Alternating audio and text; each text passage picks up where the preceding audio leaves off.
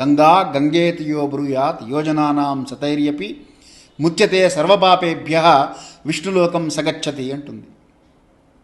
అంటే గంగ గంగ గంగ అని ఎవరైతే అంటారో, గంగా గంగేతి యో బ్రూయాత్ ఎవరైతే పలుకుతారో, ఎవరి నోటితో అయితే గంగనామస్మరణ చేస్తారో, మనకి మహాభారతంలో అనుశాసనిక పర్వంలో స్పష్టంగా చెప్పబడి ఉన్నది. పరమేశ్వరుడి కృప లేకుండా, ఈశ్వర అనుగ్రహం లేకుండా గంగనామస్మరణ కూడా చేయలేమట. గంగను త్రాగడం కానీ, గంగలో స్నానం చేయడం కానీ, గంగను దర్శించడం కానీ, గంగా తీరంలో నివాసం ఉండడం కానీ, గంగనామస్మరణ చేయడం కానీ ఇవేవి కూడా ఈశ్వర అనుగ్రహం లేకుండా సాధ్యము కాదు అన్నారు. ఎందువల్ల అంటే గంగకున్నటువంటి పవిత్రత అటువంటిది.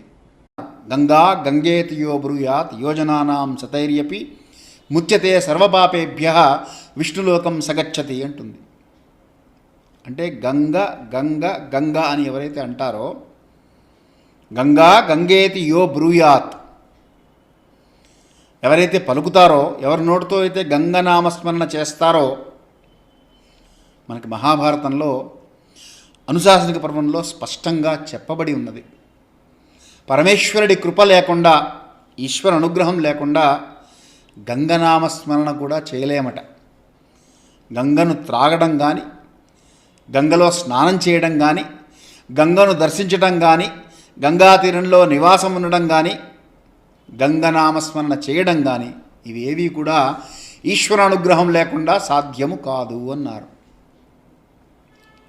ఎందువల్ల అంటే గంగకున్నటువంటి పవిత్రత అటువంటిది.